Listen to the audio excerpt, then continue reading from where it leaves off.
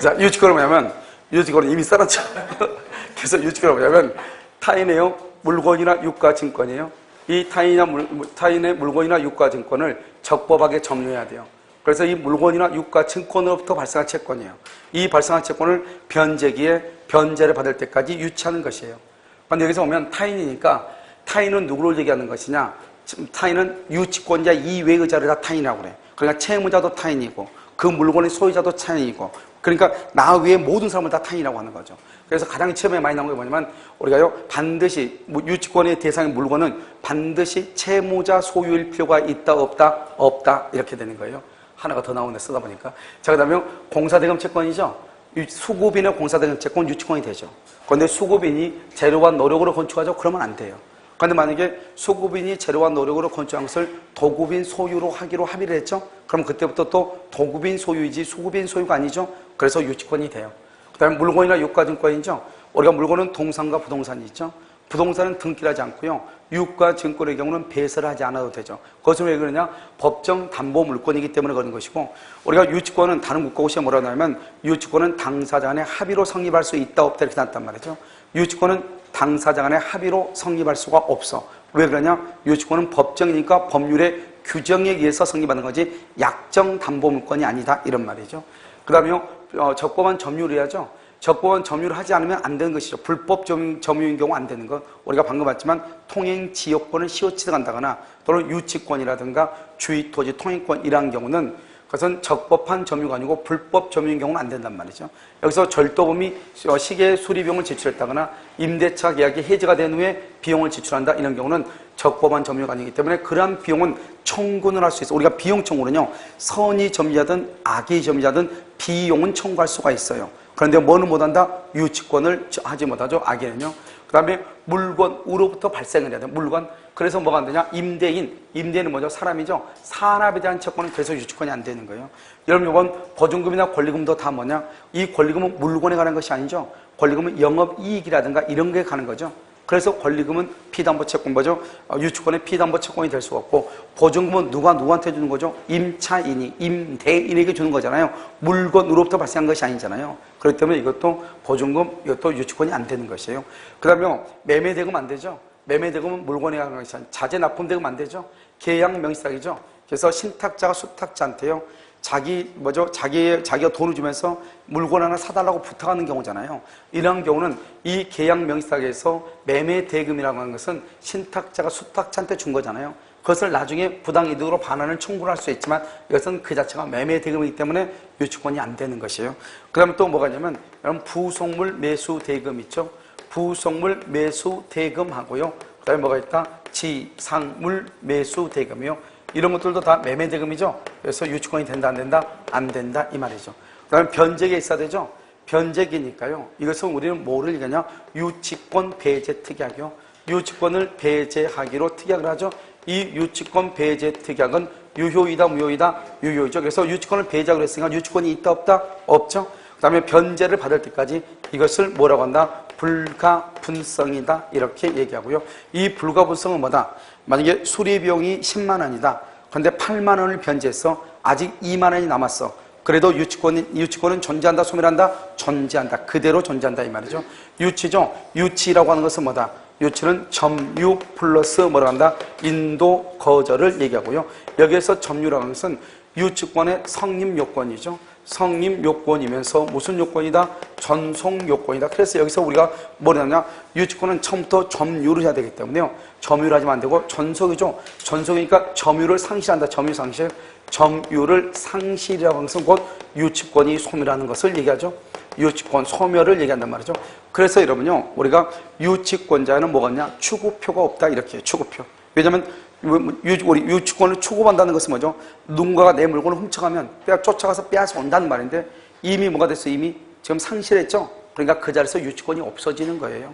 그 다음에 또 뭐냐면 점유를 상실하잖아요. 그래서 이게 뭐가 없다? 물상대위라고 하는 말이 유치권에는 있을 수가 있다 없다? 없죠? 왜냐면 물상대위는 목적물이 멸실이나 훼손이나 공용 징수가 됐을 때 얘기하는 거잖아요. 그러니까 목적물이 멸실이 됐다고 하는 것은 점유를 상실한다는 말하고 똑같기 때문에 유치권이 뭐가 된다? 소멸하는 것이에요. 그래서 유치권에는 뭐가 없다? 우물추가 없다고 얘기하죠. 우물추. 여기서 말하는 것은 우선 변제권하고 물상대위하고 추급표가 없다 이 말이죠. 그래서 추급표가 없다, 물상대위가 없다. 물론 여기하고는 해당되진 않죠. 근데 우선 변제권이 없다. 왜 우선 변제권이 없다는 말이 나오냐? 그것은 법정 담보 물권이니까 등기를 한다 안 한다? 안 하죠. 등기를 하지 않으니까 어떻게 돼요? 순서를 따질 수가 있다 없다? 없잖아요. 그래서 우선 변제권이 없는 거예요. 알겠죠? 그 다음에 이 점유는 무슨 점유다? 직접 점유하고 무슨 점유? 간접 점유를 다 포함해. 그래서 유치권자가 직접 점유해야 되고 간접 점유해야 되고, 그런데 어떤 경우는 안 된다? 채무자가 무슨 점유한다? 직접 점유하죠. 채무자가 직접 점유. 그러면 된다 안 된다? 안 되죠. 이게 아주 중요하죠. 그래서 인도를 거절. 여기까지 이제 유치권이고요. 또 유치권은 뭐냐면 채권이 발생을 하죠. 채권이 발생을 했어요. 채권의 발생은 2월 1일인데요. 여기서 점유죠. 목적물의 점유. 점유는 3월 1일 날 점유했어. 그러면 유치권이 되는가 이 말이죠. 그래서 채권은요 2월 1일 발생, 2월 1일이고 점유는 3월 1일에 했단 말이죠. 그래도 유치권이 성립한다 한다. 유치권은 성립한다. 이것을 우리는 뭐한다? 채권과 점유 간에는 뭐를 유하지 않는다? 결련성을 유효하지 않는다. 이렇게 얘기해요. 그래서 먼저 채권이 발생하고 나중에 점유해도 유치권이 인정된다. 이런 말이고요. 그 다음에 이제 이렇게 이제 건물이 이렇게 있으면 여기서 이게 갑이라는 사람이 있죠. 갑이 의뢰한 사람한테요. 수리를 맡기죠. 여기서 1,000만 원의 수리비가 났단 말이죠. 그럼 어떻게 하냐? 이 의뢰가는 수리업자죠. 수리업자요. 이 수리업자는 을은 갑한테요. 뭐를 청구하냐? 변제를 청구할 수 있고 유치권도 행사할 수가 있죠. 변제요. 그런데 이 건물이 나중에요. 병이 경락인이 되잖아요. 경락인이 됐을 때 을은 병한테요. 변제를 청구할 수 있는가? 변제는 청구하지 못하고 뭐는요? 유치권은 뭐 할 수 있다? 행사할 수 있다. 이게 너무너무 중요한 말이죠. 그러니까 우리는 채권이라고 하는 것은 특정인에 대해서만 행사한단 말이죠. 그러니까 실제로 여기서 수리를 맡긴 사람이 갑이죠. 갑이 수리를 맡겼으니까 갑한테 변제를 청구하고 유치권은 대세권이잖아요. 세상 누구에게나 주장할 수 있는 거잖아요. 그러니까 갑이든 병이든 누구한테나 유치권을 주장할 수 있는데 채권은 특정인과 특정이니까 을은 수리를 맡긴 갑에게만 변제를 청구하고 경락인에 대해서는 변제를 청구할 수 있다 없다? 없죠. 사례 문제에서 이게 아주 잘 나온단 말이죠. 그다음에 이제 또 우리가 여기서 또 뭐가 있냐면 이렇게 갑이 있죠. 갑이 있고요. 여기 지금 을이 있죠. 을이 있고 여기 또 이렇게 병이 있단 말이죠. 여기 뭐냐? 이렇게 자동차가 이렇게 하나 있을 수 있잖아요. 이 사람을 뭐란다? 소유자라고 얘기하죠. 이 사람을 뭐란다? 뭐죠? 임차인이죠. 임차인 차를 끌고 가다 사고가 나가지고 수리를 맡겠단 말이죠. 수리비가 100만 원의 수리비가 났단 말이죠. 그럼 이 사람을 뭐란다? 수리업자죠. 수리업자. 다른 말로 이 사람을 뭐란다? 유치권자. 다른 말로 뭐라고 한다? 채권자. 이렇게 얘기하고요. 이 임차인을 뭐란다? 이 사람을 채무자다. 이렇게 채무자. 그렇죠? 이 사람을 채무자. 이렇게 얘기하죠. 수리를 맡긴 사람이니까요. 그래서 어떡하냐? 이 병은 을한테는 변제를 청구할 수 있죠. 변제를 청구하고 유치권도 행사할 수가 있죠. 그런데 이 사람을요, 갑이죠? 소유자인 갑한테요, 변제를 청구할 수 있다, 없다? 변제 청구 못하고 뭐만 행사한다? 유치권만 주장할 수 있다. 이게 차이가 있죠. 알겠죠? 그 다음에요, 이 병이라는 사람이 이 자동차를 뭐란다? 유치하죠? 그럼 유치한다는 말이 무슨 말이에요? 유치한다. 타인의 물건을 뭐래서 타인의 물건을 뭐래서 점유해서 뭘 때까지 돈 받을 때까지 변제 받을 때까지 세상 누구한테나 뭐란다 인도를 뭐한다 거절한다 이 말 간단히 얘기해요. 남의 물건을 뭐래서 점유해서 점유가 제일 생명이니까 그래서 변제 돈 받을 때까지 불가분성 세상 누구에게나 대세권 알겠죠? 인도를 거절한다 유치 이 말이죠. 알겠죠? 세상 누구에게나 그러니까 우리가 유치권은요 갑이든 을이든 누구에게나 유치권을 주장할 수 있다 이 말이죠. 여기도 유치권을 주장하죠. 누구한테나 주장하는데 변제 청구는 오로지 누구한테만 한다? 채무자한테만 한다. 그래서 여기요 건물의 자동차의 소유자가 채무자가 되는 것이 아니고 수리를 맡긴 사람이 채무자가 되는 것이다 이런 말이죠. 알겠죠? 그래서 여기서 보면 이제 또 뭐가 냐면 갑이요 자기 시계를 가지고 있어요. 시계를 가지고 있어서 을이요 수리를 했어. 수리를 했는데요. 여기서 10만 원이 났어. 10만 원이요. 10만 원. 그런데 갑이 이것을 매매를 해요. 매매. 누구하고요? 병한테요. 병을 뭐란다? 매수인이죠. 이 매수인이다 이 말이죠. 그러면 이게 수리업자 이걸 어떻게 하겠어? 똑같아. 이 수리업자한테는 뭐 한다? 인도를 말 수 있다? 거절을 해요. 다른 말로 뭘 행사를 해요? 유치권을 행사를 해요. 그런데 변제는 청구할 수 있어요? 없어요? 변제는 청구를 못 해요. 알겠죠? 이 사람한테 청구 못 해요. 매수인한테는요. 이 사람이 시계 수리를 맡긴 사람이죠. 그래서 어른갑한테요. 뭐를 청구할 수 있어요? 변제 청구할 수 있죠. 돈 달라고요. 변제 청구요. 그 다음에 여기는 뭐 할 수 있어요? 인도 거절이요. 인도 거절을 뭐로 한다? 유치권을 행사할 수 있다. 이런 말이죠. 알겠죠? 이렇게.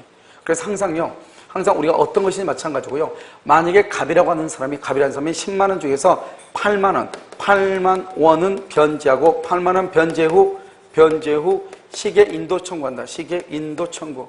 인도 청구 시 인도를 한다, 거절한다.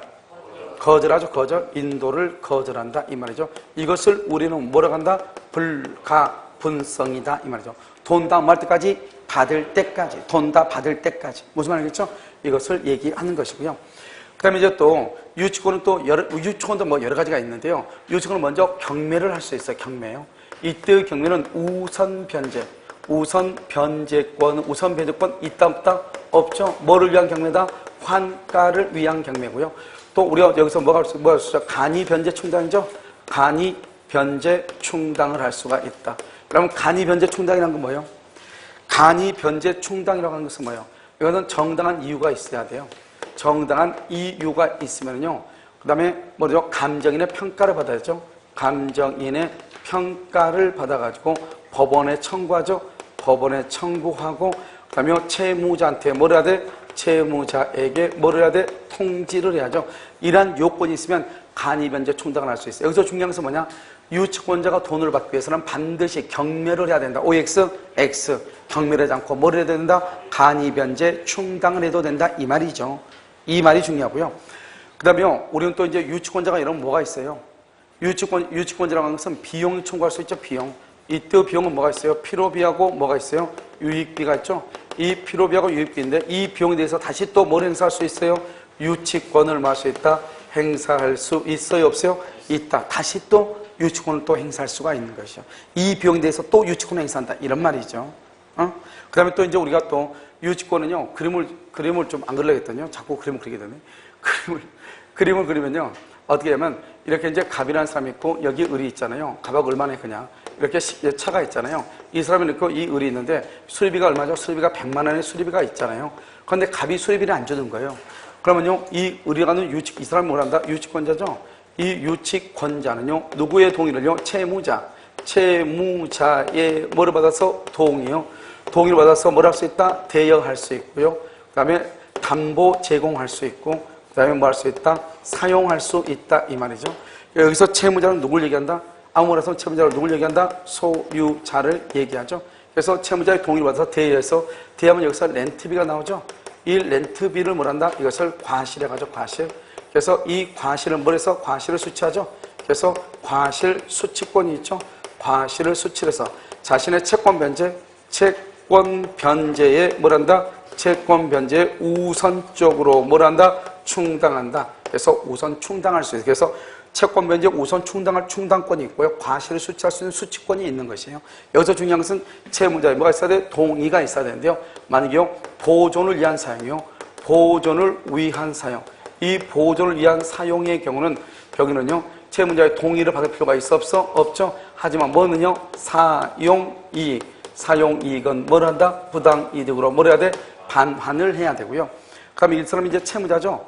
이 사람이 채무자 또는 소유자잖아요. 이 채무자는요, 상당한 담보를 제공하고 뭐를 청구할 수 있다? 유치권 소멸을 청구하죠. 유치권 소멸을 청구를 하면요, 여기서 누가 있어야 돼? 을의 동의가 있어야 돼. 을의 동의가 있어야 유치권이 소멸을 해. 여기서 상당이란 말은 뭐, 상당이라는 것은 채권의 상당이다, 물건의 상당이다. 여기는요, 뭐의 상당이다? 상당이라는 것은 여기는 피담보 채권의 상당한 이 말, 채권의 상당, 피담보 채권, 유치권 소멸 청구죠. 청구 앞에 무슨 말이 있죠? 청구 앞에 소멸이란 말 있죠. 소멸이란 말 있지만 이것은 뭐가 아니다? 형성권이 아니다. 이 말은 형성권이 아니다. 왜요? 누구의 지금 동의가 있어야 돼? 유치권자의 동의가 있어야 소멸하기 때문에. 우리가 원칙적으로요, 형성권이 되려면 어떻게 해야 되죠? 상대방의 동의를 받지 않고 하잖아요. 그런데 여기는요, 을의 동의를 받아야지 유치권이 소멸하거든요. 그러니까 유일하게 딱 하나가 예외예요. 우리가 청우라는 말 앞에 매수다, 분할이다, 증감이다, 소멸이란 말을 쓰면 그것은 우리 뭐라 했죠? 형성권이라고 했죠. 근데 유일하게 딱 형성권이 아닌 게 딱 하나가 있단 말이죠. 그게 바로 뭐다? 이거예요. 그래서 유치권에서 상당한 담보를 정하고 유치권을 소멸을 청구한다. 이랬을 때는 무조건 소멸을 청구한다 해서 유치권이 소멸되는 것이 아니고 유치권자의 승낙이 있어야 소멸하는 거예요. 그러니까 우리가 형성권은 상대방의 동의를 받지 않는데 이것은 상대방의 동의를 받아야 되는 거죠. 그러니까 형성권이 아니고 뭐라고 얘기한다? 청구권이다. 이렇게 얘기를 하는 것이에요. 여기까지요. 마지막으로 이제 하나만 보면요. 우리가 이제 뭐를 보면 되냐면 유치권하고 동시에 항변권을 우리가 보는 것이에요. 그럼 여기 유치권이죠. 그럼 유치권하고 여기 뭐겠죠? 항변권이 이렇게 있잖아요. 유치권하고 항변권이 있으면 이 유치권과 항변권을 우리는 뭐라냐? 그것을 위법성 조각사유다 이렇게 얘기해요. 위법성 조각사유. 이거 어디서 했죠 우리가요? 동시에 항변권에서 했죠.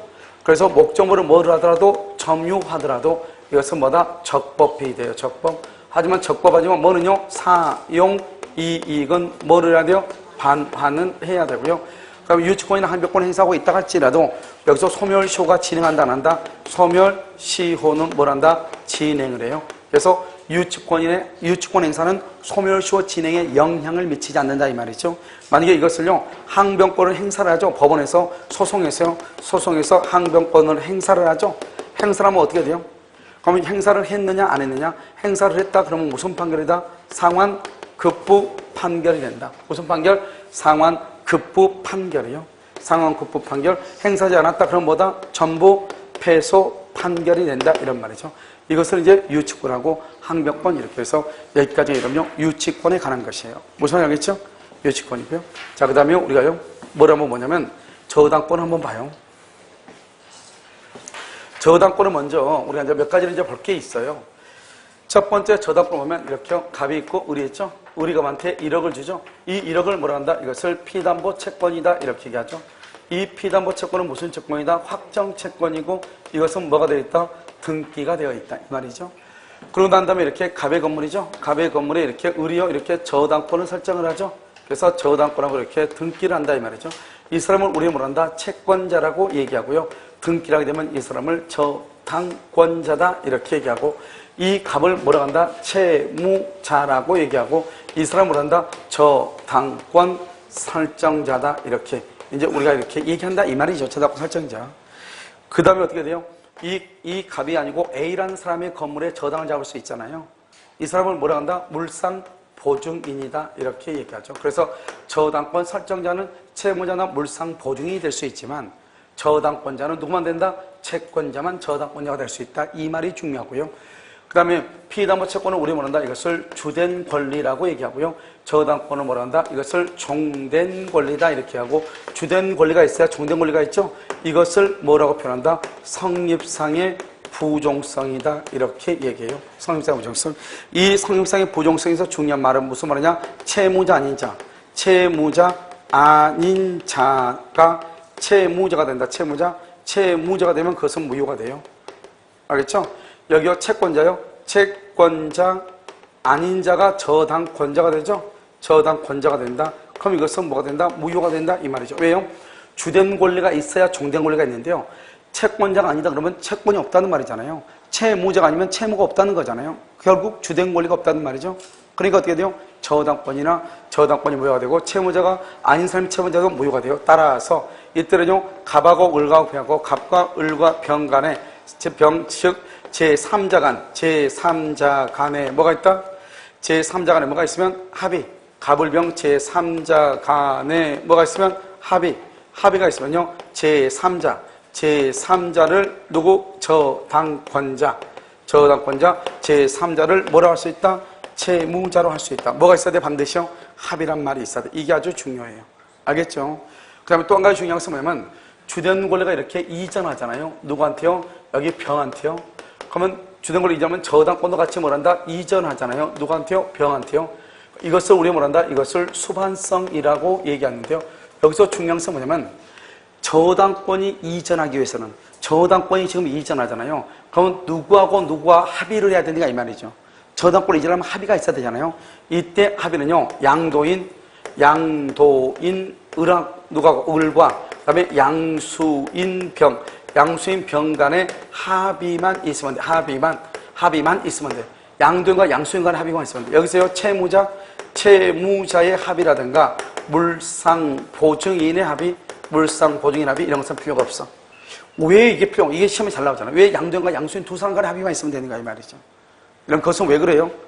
이런 것은 뭐 때문에 이것은 두 사람 간의 합의만 있으면 되냐면, 일단 이게 피담보 채권이 주된 권리고 저당권은 종된 권리잖아요. 100조 제2항에 의해서 종물은 주물의 처분에 따라, 종된 권리는 주된 권리의 처분에 따르거든요. 그러니까 저당권은 피담보 채권의 처분에 따른단 말이죠. 그러니까 저당권이 이전한다는 말은 결국 뭐가 이전해야 돼요? 피담보 채권이 이전해야 된다 이 말이죠. 그러니까 피담보 채권이 이전하면 저당권도 당연히 이전하는 것이에요. 다른 약정이 없으면.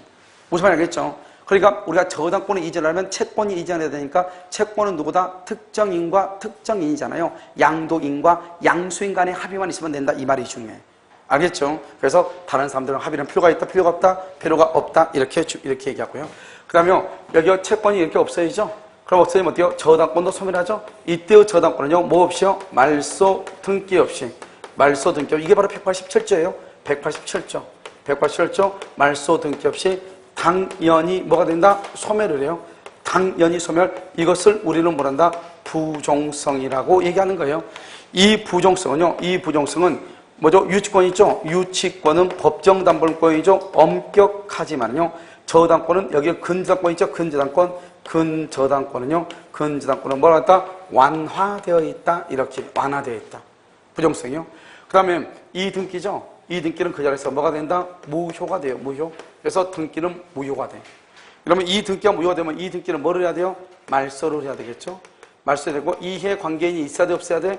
이해 관계인이 없으면 뭐를 한다? 무효 등기를 뭐 할 수 있다? 유용할 수 있죠. 이해관계인이 없어야 무효 등기를 뭐 할 수 있어? 유용할 수 있고요. 이 저당권 등기가 말소 전에요. 말소되기 전에 이것이 병에게 이전. 그래도 병은 저당권을 취득한다 못한다? 병은 저당권을 취득한다 못한다? 저당권을 취득하지 못한다. 왜 병은 저당권을 취득하지 못하죠? 말소되기 전에 병에게 이전했어. 그런데 왜 병은 저당권을 취득하지 못해요? 등기는 뭘 인정되지 않는다? 공신력이 인정되지 않죠. 그래서요, 지금 을 앞으로 되는 저당권 등기가 무효잖아요. 아무리 이 등기가 유효인 등기라고 믿었다 할지라도 소유권 저당권을 취득할 수 있다 없다. 그래서 이 그림이 좀 복잡해 보이지만 이 그림 안에요, 우리가 이제 저당권에 있어서 맨 처음에 보면 서론 부분에 관한 모든 것들이 여기에 다 들어가 있는 거예요. 무슨 말인지 아시겠죠? 자, 그 다음에 이제 여기서 뭘 보냐면 우리가 물상대위성을 한번 본단 말이죠. 이런 물상대위성이라고 하는 것은 뭐냐? 여기서 이렇게 갑이 있고 여기 을이 있죠? 을이 갑한테 1억을 주고 여기서 이렇게 갑의 건물에다가 뭘 한다? 저당권을 설정을 하죠? 이 저당권을 설정을 이렇게 등기를 이렇게 했잖아요. 그런데 여러분 이 저당권이죠? 저당권은 뭐요? 물건이죠? 이런 물건은 뭐요? 사람이 뭐를요? 물건을 뭐 할 수 있다? 지배할 수 있는 권리잖아요. 그런데 문제는 뭐냐면 이 건물이 여기서 뭐가 됐다? 멸실이죠? 훼손이죠? 멸실의 손, 공용징수죠? 이렇게 공용징수 이렇게 된다잖아요. 멸실의 손, 공용징수요. 그런데 멸실이 됐죠? 멸실했다는 이 물건이 지금 있다는 거예요? 없다는 거예요? 없다는 거죠? 그럼 지배할 게 있어 없어? 없죠? 그럼 결국 물건이 있어 없어? 없다. 이 말이잖아 지금 이게. 그럼 뭐가 없어져? 저당권이 없어요. 그래서 목적물이 멸실하면 저당권은 소멸하는 것이에요. 그런데요, 이 멸실로 인해서 뭐가 나온다? 화재 보험금이 나온다 이 말이죠. 그 다음에 훼손으로 인해서 손해배상금이 나온다 이 말이고요. 공용징수로 인해서 수용보상금이 나온다 이 말이죠. 이것을 우리는 뭐라고 표현하냐? 이것을 가치적 변형물이다. 이렇게 여기에 가치적 변형물이다. 그러니까 어떻게 돼요? 우리가 이 건물이 멸실되고 훼손되고 공용징수됨으로써 이런 것들이 나오잖아요. 그러면 이 저당권은요, 이런 것 위에 미치는 것이요. 이것을 우리는 뭐란다? 물상대위라고 얘기해요. 물건 위에 미친다 이 말이잖아요. 그런데 이 가치적 변형을 하려면 뭐란다? 이것을 뭐를 해야 돼요? 압류를 해야 돼요. 압류. 이 압류는 제3자의 뭐라도 압류라도 뭐하다? 모방하다. 이 말이 중요하죠? 제3자. 왜냐? 우리가 물상대위를 하기 위해서는 어떻게 해야 돼요? 물상대는 특정을 해야 되거든요. 압류란 말이 바로 특정을 하는 거거든요. 압류는 뭐 하는 것이다? 그것을 특정시키는 것이기 때문에요. 제3자의 압류라도 모방한다. 그런데 여기서 중요한 것은 이 물상대에는 뭐는 안 된다? 유치권은 된다, 안 된다? 왜냐면 질권하고요. 질권하고 저당권은 물상대의가 인정되죠? 유치권은 물상대의가 인정된다, 안 된다? 유치권은 안 되죠? 왜 안 돼요? 여기 지금 목적물이 멸실을 했잖아요. 멸실하니까 더 이상 점유할 수 있다, 없다? 없죠? 그래서 물상대의가 안 된다. 그래서 물상대의는 어느 경우만 된다? 멸, 회, 공, 멸실, 훼손, 공용, 징수만 되고 뭐는 안 된다? 여기서 뭐는 안 된다? 두 가지가 안 돼. 매매대금. 매매대금 된다, 안 된다? 매매대금 안 되죠? 그럼 뭐가 안 된다? 차임. 다른 시험에 나온 거란 말이죠. 이 두 가지가 다른 국가고시 나왔어. 그래서 두 가지가 안 되는 것이다. 무슨 말인지 알겠죠? 그래서 이거는 이제 물상대의고요. 그 다음에 이제 우선 불가분성이라고 하는 것이죠. 그럼 불가분성이라고 하는 것은, 불가분성은 모든 담보물권이 다 있어. 공통이에요. 불가분성은 유치권도 있고, 질권도 있고, 저당권도 있고, 다 있단 말이죠. 그래서 불가분성은요, 피담보채권의 전부의 변제를 말 때까지 받을 때까지, 피담보채권 전부의 변제를 말 때까지 받을 때까지, 그걸 불가분성이라고 그래요. 알죠? 그러니까 수리비 10만 원 중 8만 원은 우선 변제받았다 할지라도 나머지 2만 원 때문에 유치권이 소멸한다, 안 한다? 안 한다. 그래서 불가분성에서 예외라고 하는 것인데, 예외가 딱 두 가지 있어요. 전세권이죠. 전세권은요, 전세 목적물의 일부가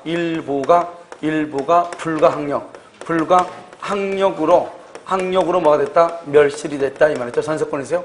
그럼 우리가 말했죠. 일부가 불가항력으로 멸실되면 원래 전세권은 뭐예요? 전세금 전부를 반환받을 때까지 전세권이 소멸한다, 안 한다? 안 한다. 그런데 일부가 불가항력으로 멸실되면 그 부분의 전세권을 소멸해. 그 부분만. 전부가 소멸하든지 말든지 해야 되는데 그 부분만 딱 소멸한단 말이죠. 불가분성의 예외라고 하는 거예요. 그 다음에 공동저당 있죠? 공동저당에서요, 동시배당. 우리가 나중에 할 거예요. 동시배당에서 우리가 안분액을 정하거든요. 안분액. 알겠죠? 이럴 때 공동이란 불가분성의 예외다, 이렇게 얘기하는 거예요. 그래서 물상대의성, 불가분성. 나머지 여러분요, 나머지 보면 뭐가 있죠? 우리가 수반성이라든가 이런 것들은 다 유치권에도 있어 없어? 있단 말이에요. 그래서 유치권은 뭐만 없다? 우물충은 없고 나머지는 유치권도 다 있는 것이에요. 유치권에 경매권이 있어 없어? 있죠? 유치권도 경매를 청구하는데 뭘 위해서 경매다? 환가를 위한 경매에서 그렇지 경매권도 다 있다, 이 말이죠. 알겠죠? 그 다음에 이제 여기서 이제 우리가 또 뭐를 보냐면, 여기서요, 말소 기준 권리라고 하는 것을 봐. 말소 기준 권리요. 그럼 말소 기준 권리라고 하는 것은 뭐가 있어요? 그럼 저당권, 근저당권, 그 다음에 압류, 가압류. 우리 시험에는 뭐 이것만 보면 되는데요. 이제 가등기 담보 가면 가등기 담보라고 하는 것이 있고, 가등기 담보요. 그 다음에 또 뭐죠? 경매, 기입 등기 이런 것이 있어요. 경매, 기입 등기요. 그럼 이제 말소 기준 권리에서 보면 우리가 그림을요, 몇 가지로 봐야 되죠? 이렇게 갑이 있고, 여기 을이 있고, 병이 있고, 병이 있고, 이렇게 정이 있고요. 여기도 마찬가지죠. 이렇게 갑이 있고, 여기 을이 있고, 병이 있고, 이렇게 정이 있고요. 여기도 이렇게 갑이 있고, 여기 을이 있고, 병이 있고, 이렇게 정이 있고, 이렇게 있겠네요. 그래서 지금 우리가 이제 이 말소 기준을 가지고 지금부터 설명을 한단 말이죠. 그러면 이 건물을 경락받은 사람 있죠? 경락인이요. 경락인 A가 있고요. 여기는 경락인 B가 있고, 여기는 경락인 C가 이렇게 있겠죠? C 이렇게 있겠죠? 그러면 이 을하고 병하고 정하고 이렇게 했잖아요. 을하고 병하고 정하고요. 그럼 여기서 을은 누구냐면 을은 저당권이에요. 저당권이고 여기는요 전세권. 여러분 전세권하고 지상권하고 태양력 있는 임차권 같이 봐. 여기요 근저당권 이렇게요. 여기요 전세권하고요. 여러분 지상권하고 여러분 임차권을 같이 보잔 말이죠. 여기요 저당권하고요. 그다음에 여기요 근저당권 이렇게요. 여기는 저당권이죠. 저당권하고 여기는 가압류하고요. 여기요 전세권 이렇게 보잔 말이죠. 이렇게 이제 세 가지가 있으면 이렇게 어떤 형태로 될 것인가. 우리가 먼저 말소 기준 권리니까요. 어떤 것이 말소 기준 권리인가? 저당권, 근저당권하고 압류하고 가압류가 어디가 하나를 먼저 봐. 어디가 있어? 여기 저당권이 있네. 여기요 근저당권이 있네. 여기는 맞죠? 여기 저당권 있고 근저당권 있고 저당권 있고 가압류가 있고 이렇게. 이 두 가지 중에서 어디가 제일 위에 있나 봐. 어디가 제일 위에. 1번에서는 어디가 제일 위에 있죠? 저당권이 위에 있죠? 거기 전부가 다 뭐란다? 소멸하죠? 우리 여러분 배웠죠? 그것을 소멸주의다. 이렇게 얘기해. 소멸주의. 소멸주의란 말의 뜻은 뭐냐면, 여기는요, 여기요. 전세권자는 경락인에게 전세금 반환을 청구할 수 있다, 없다? 없다. 이 말의 뜻은 뭐냐? 임차인은 뭐죠? 경락인에게 뭐 할 수 없다? 대항할 수 없다. 전세권자는 경락인에게 전세금 반환을 청구할 수 있다 없다? 전세금 반환을 청구할 수가 없다. 이런 말이에요, 지금 이게. 알겠죠? 여기는 저당권하고 권장권 이렇게죠. 이것을 우리가 뭐란다? 소멸주의다 이 말이죠. 소멸주의요. 소멸주의. 그러면 여기 어떻게 돼요? 여기 전세권, 지상권, 임차권을 소멸한다 한다? 소멸한다 한다? 소멸하지 않죠? 소멸하니까 뭐란다? 이것을 인수주의죠. 그럼 인수주의란 말이 무슨 말이죠? 여러분 경락인에게 뭐 할 수 있다? 대항할 수 있다. 전세금 반환으로 뭐 할 수 있다? 청구할 수 있다. 이 말이죠. 소멸하지 않으니까. 그럼 여기서 또요. 그런데 전세권은요. 전세권자가 배당을 요구하죠. 그럼 뭐가 된다? 소멸한다. 이런 말이고. 자, 여기는 어떻게 되죠? 저당권 1순위죠. 그럼 1순위 이하는 전부가 다 뭐란다? 소멸하죠. 이것을 우리는 소멸주의다. 이렇게 얘기하죠. 그런데 경락인이고 여기서 경락대금이 얼마냐? 2억이다. 이 말. 2억. 여기는 1억이고 여기는 1억이고 여기도 1억이다. 이 말이죠. 그러면 어떻게 될 것인가? 각각 1억이면. 여러분요, 이럴 때는 일단 전부 다 소멸하는데 문제는 뭐냐면 이 가압류죠. 가압류는 뭐냐? 가압류는 채권을 가압류한 거예요. 가압류는 채권을 가압류한 거예요. 그러면 채권은요, 아무 말에서는 채권자는 모든 채권자마다 평등하죠. 그래서 채권자니까 가압류하고 전세권자는요, 여기서 채권자 평등의 원칙, 채권자 평등의 원칙이다 이 말이죠. 평등의 원칙에 의해서 어떻게 한다? 채권자 평등이요. 그래서 여기서 어떻게 해요? 채권에게 비례. 채권에게 뭐래서 비례. 채권에게 비례해서 배당을 받아. 비례해서 배당을 받아. 순서대로 무조건 가져가는 것이 아니고 여기 2억밖에 없으니까요. 을이 1억, 병이 1억 이렇게 가져가는 것이 아니고 알겠죠? 채권에게 비례해서 배당을 받으니까 어떻게 돼요? 병은 얼마? 5천. 5천이요. 정은 얼마? 5천. 이렇게 받아가는 거예요. 원래는 어떻게 돼요? 원래는 병이 다 1억 다 가져가야 되겠죠? 2억이니까요. 그런데 을이 1억 가져가죠? 남는 돈이 얼마밖에 없어? 1억밖에 없죠? 이 1억을요. 병도 1억이고 정도 1억이죠? 그러면 채권에게 비례해서 받아가는 거예요. 만약에 정이 1억이고 병은 1억이고 정은요 5천이다. 그럼 어떻게 돼요? 예를 들어서 뭐 병이요 6천 뭐 얼마 가져가고 정은요 한 3천 얼마 가져가고 이렇게 가져가는 거죠. 여러분 내 말 지금 이해됐죠 지금? 그래서 그런 식으로 가죠. 그래서 채권에게 비례해서 배당을 받아가. 채권에게 비례해서 배당을 받아간다. 알겠죠? 그래서 병 5천, 6천. 그래서 여러분요, 우리가 어떻게 해야 되냐? 만약에 가압류가 있으면 저당권자하고 채권에게 비례한 게 아니에요. 가압류 이하. 알겠죠? 가압류 이하의 권리자와 채권에게 비례해서 평등하게 배당을 받아간다. 이런 말이에요. 무슨 말 알겠죠? 이것은 이제 기본적으로 이렇게 얘기하는 것이고요. 그 다음에 또 우리가 저당권에서 뭐를 보냐면, 여기서요, 하나를 더 봐야 되는데요. 먼저 매각대금이 나오죠? 매각대금이요. 매각대금이 나오면 여기서 뭐가 나오냐? 우선변제권이라는 게 나오죠. 순서 이렇게 우선변제권. 첫 번째 뭐가 나오냐? 1순위가 저당권 실행비용이라고 하는 것이 나와. 저당권 실행비용. 자, 두 번째가 뭐가 나온다? 제3취득자가 나오죠. 제3취득자의 비용 상환청구권. 세 번째가 뭐가 나온다? 최우선 변제권이 나오는 것이고, 그다음에 여기 네 번째가 뭐가 나온다? 당해세가 나오는 것이고, 다섯 번째가 뭐가 나온다? 우선 변제권이 나오는 것이다. 이런 말이죠. 우선 변제권 이렇게요. 그럼 여기서 우리가 최우선 변제 있죠? 최우선 변제는 뭐가 있다? 주택 임대차, 주택하고 상가 건물 임대차하고 임금 우선 특권이죠. 그래서 임금요 3년분의 뭐다? 3년의 퇴직금. 그다음에 뭐가 있다? 3월의 임금. 그다음에 뭐가 있어? 재해보상금 이렇게 있고, 재해보상금이요. 상가는요, 서울에서 주택은 얼마죠? 서울시에서 주택은 1억 중에서 얼마? 3,400까지. 상가는요, 6,500에서 얼마? 2,200까지 이렇게. 알겠죠? 최우선 변제 이렇게요. 그 다음에 여기 우선 변제 이렇게 있는 거죠. 당해세 이렇게요. 그래서 순서에서 돈을 받아간다 이런 말이죠. 그런데 여기서 여러분 또 한 가지 중요한 게 뭐가 있어요? 여기서 여기요, 제3취득자란 말을 우리가 좀 알아요. 제3취득자요. 이렇게 해서 받아가는데, 여기서 또 한 가지 중요한 거, 죄송해요. 여기 우선변제 보면 뭐가 있죠? 우선변제, 저당권하고 뭐가 있어? 근저당권이요. 여기서는 등기 선우죠. 전세권도 뭐다? 등기 날짜죠. 임차인이죠. 임차인의 경우는 뭐가 있다? 확정일자죠. 확정일자. 이런 선후에 의해서 나누어지는 거잖아요.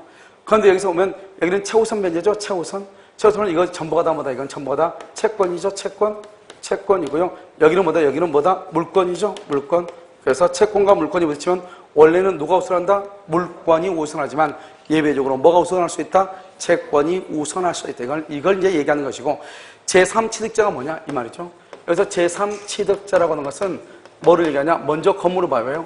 건물이 갑에 있으면 여기요, A라는 사람이요, 여기 2월 1일 날 저당권을 가지고 있어요. 1억 원의 피담보 채권이요. 이 건물은 5억짜리예요. 그런데 이 건물을 우리요, 여기요, 10월 1일 날 매수했어요. 매수인 또는요, 여기요, 전세권을 설정을 했어요. 전세권. 이 사람을 우리는 뭐라 한다? 이 사람을 뭐라 한다? 제3 뭐라 한다? 취득자다. 이렇게 얘기를 해요. 만약에 토지가 있겠죠? 토지. 똑같아요. 토지도요. 갑의 토지 위에요. 여기요. 여기 A가요. A가 저당권이에요. 피담보 채권 1억이고요. 여기 2월 1일이고 여기는 5억짜리 토지란 말이죠. 그런데 이 토지를요. 을이라고 하는 사람이요. 여기서 10월 1일 날이요. 이 사람이 매수했어요. 매수인. 그다음에 지상권을 설정을 했어요. 지상권자. 이 사람이 전세권자예요. 전세권자. 이 사람을 뭐라 한다? 이 사람을 제3취득자다. 이렇게 얘기해요. 제3취득자 이렇게. 그럼 여기 제3취득자는요. 여기서 딱 나누어져요. 여기 경매가 있기 전, 경매가 있기 전하고 경매가 있고 난 후하고 이렇게 딱 나누어져. 경매가 딱 됐다. 그럼 어떻게 돼요? 경매가 되고 난 다음이다. 경매가 된 후죠? 그럼 경매가 된 후는 뭐가 될 수 있다? 제3취득자는 경매인이 될 수 있고요. 그 다음에 저기 봐봐요. 매각대금에서 저당권 실행비용 다음으로 제3취득자가 비용상환청구를 우선적으로 받을 수 있죠? 여기서 뭐가 있다? 비용상환청구. 비용상환 청구권을 행사할 수 있죠? 알죠? 저기요? 비용상환 청구권. 경매가 되기 전이다. 경매가 되기 전이면 어떻게 하냐? 피담보 채권이요. 변제기 후, 변제기가 되고 난 후에요. 저는 절대 안 돼. 변제기 후 채무자 의사, 채무자의 의사에 반하더라도 변제기 후 채무자 의사에 반하더라도 피담보 채권을 피담보 채권을 뭐하고 변제하고, 네 번째요, 저당권 말소 청구를 하고, 저당권 말소 청구. 다섯 번째요, 채무자에게 뭐를 행사한다? 구상권을 행사한다 이 말이죠. 이게 제3취득자인데요. 그럼 지금 여기 나와 있는 말이 아무 말 아닌 것 같지만 나중에 우리가요, 뭐라면 저당권에서도 문제를 풀잖아요. 문제를 풀면 항상 저당권만 시험에 나오는 경우는 드물단 말이죠.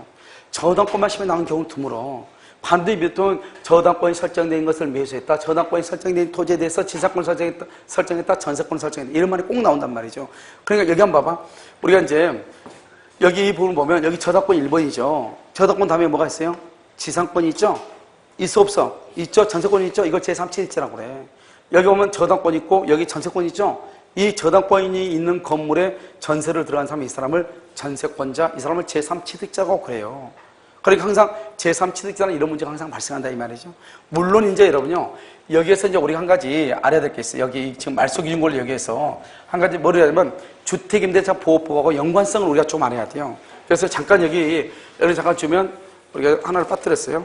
여기에서 이제 우리가 주택임대차 보호법하고 어떻게 되냐? 주택임대차 보호법하고 이 사람은 누가 더 빠르냐? 이게 이제 문제가 된단 말이죠. 무슨 말인지 아시겠죠? 그래서 누가 더 빠르냐면 여기서 이제 우리가요, 주택의 인도죠? 인도 플러스, 목적물의 인도 플러스 뭐란다? 전입신고를 하죠? 전입신고를 하면 여기서 뭐가 발생한다? 대항력이 발생하죠? 이 대항력하고 뭐하고요? 저당권하고 누가 더 빠르냐? 이게 문제가 된단 말이죠. 그럼 여기 보면 주택의 인도가 2월 1일, 전입신고 2월 1일이다. 저당권이 2월 1일 9시다. 이 말이죠. 그러면 9시면 대항력은 언제죠? 2월 1일, 2월 1일이니까 언제요? 2월 2일 0시잖아요. 누가 더 빨라요? 저당권이 더 빠르죠? 그러니까 저당권이 1번이고 임차권이 2번이다. 이런 말이에요. 그래서 경매가 되면 어떻게 돼요? 임차권은 뭐가 된다? 소멸한다. 이 말이죠. 지금 이게. 자, 그럼 두 번째는요. 두 번째는 주택의 인도가 2월 1일, 여기 2월 1일이고 저당권이 그 다음날이다. 그 다음날. 그럼 어떻게 된다? 여기는요. 2월 2일 몇 시다? 0시죠? 여기 0시고 여기는 몇 시예요? 9시죠? 그러면 임차권이 더 빠르다 이 말이죠. 그게 바로 이거 아니에요. 임차인 다음에 누구다? 저당권자다 이 말이죠. 그러니까 경매가 돼도 임차권은 소멸한다 안 한다? 안 한다. 그래서 여러분요, 이게 1번이고 이게 2번이 된다 이 말이죠. 여기가 1번이고 여기가 2번이듯이. 그래서 여러분 그럼 어떻게 하냐면 이게 항상 이제 저당권이 약간 어려운 게 다른 것들하고 이렇게 짬뽕해서 이렇게 나오니까 약간 어려운데요. 여기서 중요한 것은 어떻게 되냐? 주택의 인도 플러스 전입신고잖아요. 그럼 주택의 인도 플러스 전입신고 그 다음에 저당권이다. 그러면 항상 어떤 생각하냐? 주택의 인도와 전입신고는 그 다음날 0시잖아요. 알겠죠? 저당권은 언제죠? 저당권은 등기한 날이잖아요. 그러니까 같은 날이면 무조건 저당권이 빠를 수밖에 없어. 같은 날짜다. 왜냐면 전입신고는 그 다음날 0시니까. 그런데요, 전입신고하고 그 다음날 저당권했다. 그 다음날? 그러면 저당권은 무조건 9시잖아요. 그러면 전입신고는 그 다음날 몇 시죠? 0시잖아요. 그러니까 같은 날 그러면 무조건 저당권이 빠르고 확정일자가 빨라요. 알았죠? 그런데 그 다음날 저당권, 그 다음날 확정일자다. 그럼 무조건 뭐가 빨라요? 대항력이 무조건 빨라. 같은 날 그러면 누가 빨라? 저당권. 그 다음날 저당권은 누가 빨라? 대항력이 빨라. 대항력은 그 다음날 몇 시니까? 0시니까. 저당권은 몇 시니까? 9시. 확정일자 몇 시? 9시란 말이죠. 항상. 그래서 우리가 이제 지금 여기 있으면 이것하고 여기 지금 주택임대차보호법 있죠? 주택임대차보호법상 그 대항력하고 항상 같이 연결해서 그걸 봐야 돼요. 그 다음에 또 우리가 또 뭘 하나 또 봐야 되냐면 우선 변제라고 하는 거다 또 봐야 돼. 우선 변제요. 그럼 우선 변제란 말이 무슨 말이에요? 여기서 보면 누가 더 여기 치원대 여기 보면 뭐냐면 누가 우선 변제해서 돈을 먼저 받아가는가 이 말이잖아요. 그럼 갈 때는 어떻게 하는 것이냐? 먼저 주택의 인도 플러스 전입신고 그 다음에 여기에서 대항력을 구해. 대항력을 구해가지고 이 대항력하고 또 이번에는 확정일자를 구해가지고 여기서 뭐가 나오냐? 우선 변제권이 나오는 거야. 우선 변제권. 여기서 이제 우선 변제권이 나와. 알겠죠? 그럼 어떻게 하느냐? 주택의 인도 2월 1일, 전입신고 2월 1일, 확정일자가 2월 1일 9시다. 같은 날이다. 그러면 항상 같은 날이면 누가 더 빠르다고? 누가 더 빨라? 확정일자가 빠르죠. 확정일자가. 대항력은 그 다음날 0시니까. 누가 더 빨라? 확정일자가 빠른 거 아니에요. 방금 얘기했잖아요. 같은 날 저당권이 빠르다. 같은 날 확정일자가 빠르다. 그 다음날 누가 빠르다? 대항력이 빠르다. 그 다음날 2월 1일 그 다음날 2월 2일 확정일자다. 2월 2일. 그럼 누가 빠르다? 대항력 언제다? 2월 2일 몇 시다? 0시다. 누가 빨라? 대항력이 빠르죠. 그럼 여기서 우선 변제권은 어떻게 하냐? 여기서 우선 변제권은 늦은 날짜를 기준으로 늦은 날을 기준으로 해. 늦은 날. 알죠? 여기는 어디가 더 늦어? 대항력. 그러니까 언제요? 2월 2일 0시를 기준으로. 여기는 언제 기준으로? 2월 2일 9시. 그래서 여기는 2월 1일 9시를 기준으로. 그래서 여기는 뭐가 똑같아요? 대항력 날짜가 똑같고 대항력 날짜고. 여기는 뭐가 똑같아? 확정일자 날짜가 똑같아. 알겠죠? 늦은 날이니까. 그래서 그러면 시험에 뭐가 나오냐? 이렇게 나와. 우선 변제권 저쪽으로 나오면서 주택의 인도와 전입신고를 하고 같은 날 확정일자를 한 경우 대항력 발생과 동시에 우선 변제권이 발생한다. 이렇게. 무슨 말인지 알겠죠? 그러면 주택의 인도를 받고 그 다음날 확정일자를 한 경우 확정일자를 한 날로부터 뭐가 된다? 우선 변제권이 있다. 이렇게 나온다니까. 그러니까 같은 날 그러면 누가 빨라? 확정일자가 빨라. 그러면 늦은 날짜를 기준으로 우선 변제죠. 같은 날 그러면 누가 빨라? 확정일자가 빨라. 누가 늦어? 대항력이 늦어. 그래서 대항력 발생과 동시에 우선 변제권이 발생하는 거예요. 그 다음날 확정일자 누가 빨라? 무조건 대항력이 빨라. 그러니까 확정일자 날짜와 같이 우선 변제권이 발생하는 거예요. 그럼 이것은 저당권하고 같이 두 개 연결되는 거니까 이걸 모른다는 건 말이 안 되죠. 무슨 말 알겠죠? 이것은 주택임대차보호법에서도 너무너무 중요해요. 무슨 말 알겠죠? 그러니까 주택의 인도 플러스 전입신고죠. 주택인도 플러스 전입신고는 대항력이다. 대항력하고 저당권이 부딪히면 누가 우선한다? 누가 빠르다? 저당권이 빠르죠. 같은 날은 빠르다. 그 다음 날은 누가 빨라? 대항력. 같은 날은 누가 빨라? 확정일자. 그 다음 날은 누가 빨라? 대항력. 그러니까 여러분요, 우리가 말소하느냐, 경매됐을 때 말소하느냐 안 하느냐 하는 것은 순서를 가지고 따지죠. 그런데 우선 배정권이 있냐 없냐 하는 것은 빠른 날을 기준으로 한다, 늦은 날을 기준으로 한다, 늦은 날. 그것만 딱 생각하면 되죠. 같은 날이다, 저당권이나 확정일자가 빠르다. 그 다음 날이다, 대항력이 빠르다. 그러니까 만약에 저당권이랑 경매로 소멸하지 않느냐 했을 때는 저당권이 대항력이 중요하잖아요. 그런데 우리가요, 우선 변제권을 할 때는 뭐가 중요하다? 빠른 날이 늦은 날이 중요하다. 늦은 날이. 무슨 말인지 알겠죠? 그래서 여기까지 잠깐 하고요. 잠깐 쉬었다가 나머지는 마무리하도록 하겠습니다.